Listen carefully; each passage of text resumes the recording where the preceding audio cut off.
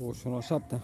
Vreau să fac și o filmare, dar nu prea mai am spațiu.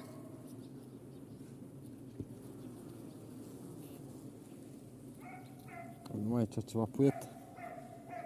Probabil a avut și înainte, de aia nu am tras-o. Dar o băgăm la cuib. Vedem dacă mai are, mai scose una cu un pic de puiet. Asta e în magazie. Aici plânge de foame. Are puțin acolo.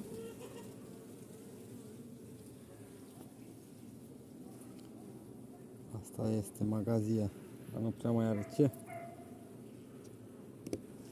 Asta e cam grea, dar prea multă miere pentru mine. O mănâncă și doare burta.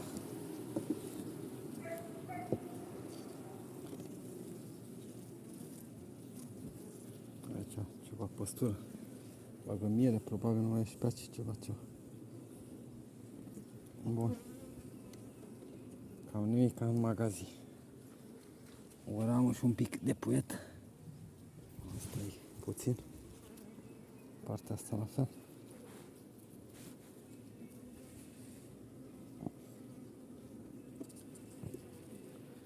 Vreau să vedem și în cuib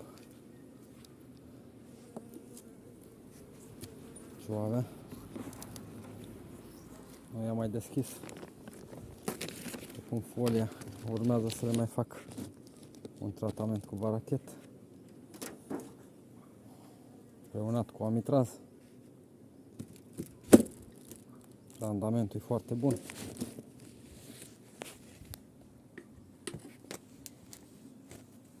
De magazia jos.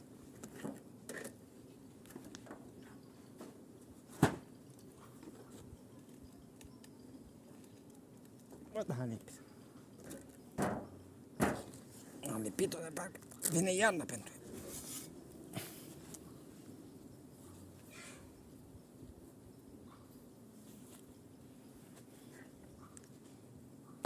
Bun, să vedem ce are.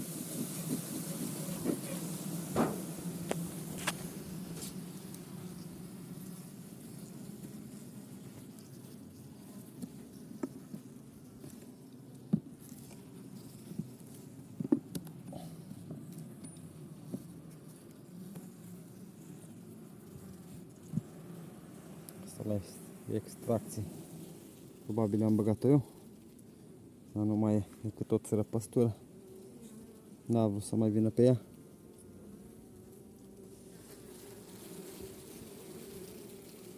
N-a vrut. Nu-i problemă. Prefera să urce în sus. Asta de margine. Văd că are și ea puiet pe ea. Să nu mai deranjez că are crestături. Are ceva puiet pe ea. E lipită de perete și trebuie să albina după.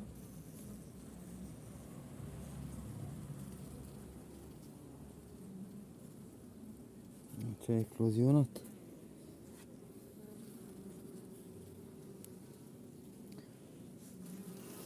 E proaspăt. Aici se vede că este pontat.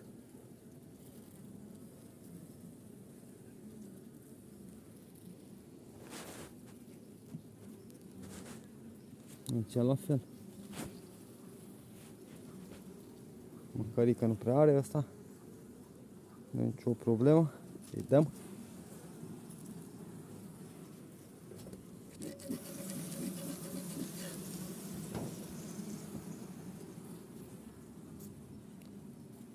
Aici e o coroniță mai frumușică.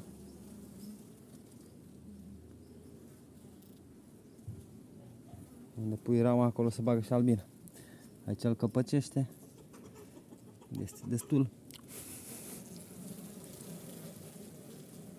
Căpăcește la el. Nu știu dacă s-a extins. Pe aici se vede și pe aici. Partea asta este la fel.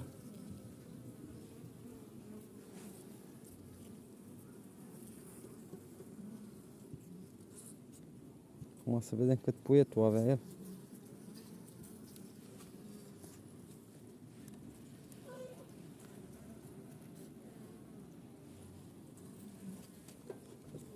deschid acolo la toamnă. Peste 2 luni. Aici mai prinsei 2, 3. Are prea multe de aia. Asta probabil am luat din cuib și am băgat goală, băgat păstura.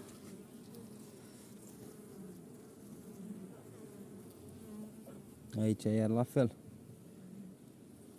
Aici rămâne până la toamnă.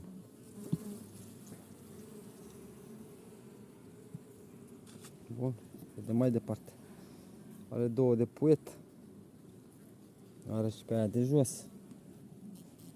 Asta nici nu mai pun, sau? Ia să vedem, pe asta nu scos. E că nu mai scot, da? Mai câte una din țapă. Țapă de degete. Unde doare cel mai tare. Goală și asta. Chiar goală. Da, avem larvă și pe asta. Este până jos. Pe partea asta la fel.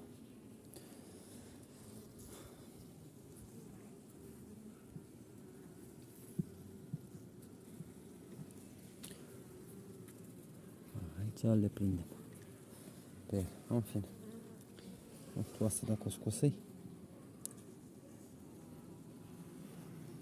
Nu cred.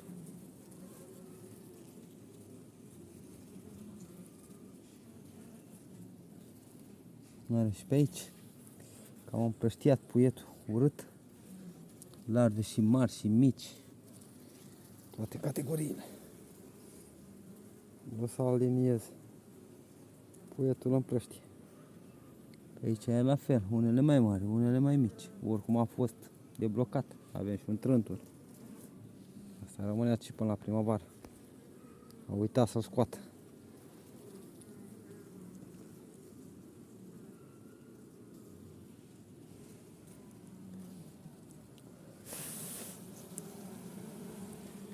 Unde o țără crescătură, acolo să bagă și el.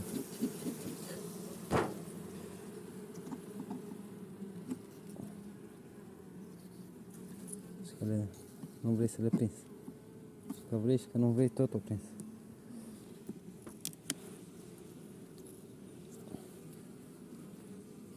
Asta e mai grea un pic.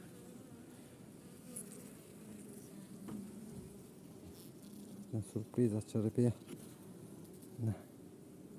Are păstură cam plină.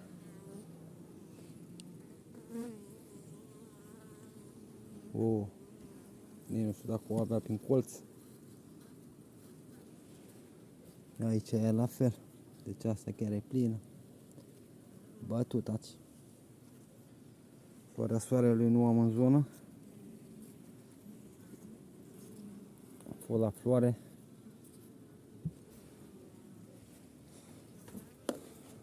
Este cam gata culesul. Anul ăsta dacă mai bagă ceva, bagă pentru ele. Nu mai mă interesează ce bagă de aici încolo e a lor. Dacă nu bagă ele, o să trebuiască să le dau eu. Deci la fel avem puiet.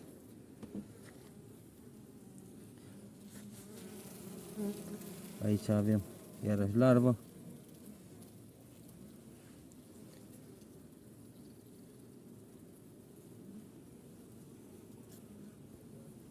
Aici iar puiet, larvă.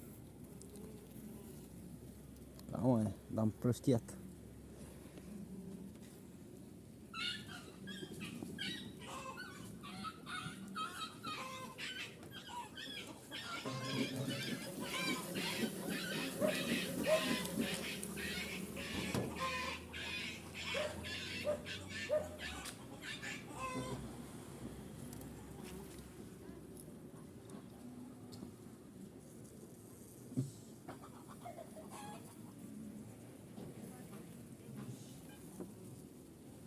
Aici nu știu ce avea.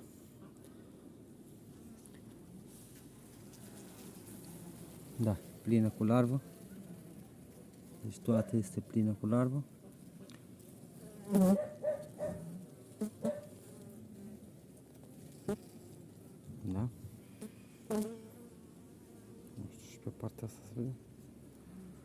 mai pontează destul de mult albinele de aici încolo. Aici este mai avansat. Iarăși păstură, iarăși împreunături. Nu mai... Asta ultima. Probabil e miere. Habar nu am. Vede mai mult căpăcit. Nici nu mai scută. Cam ăsta e puietul.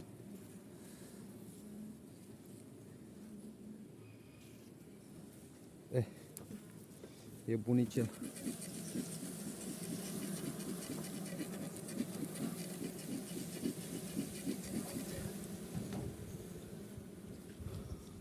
Culesul e undeva la 0. Cam minus ar veni. Dar am zis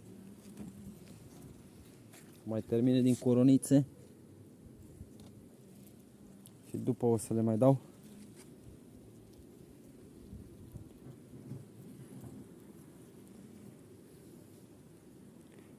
Oricum, dacă rămân în 4 rame de albină, îmi ajungă pentru iarnă. Eu nu vreau mai mult de 4 rame.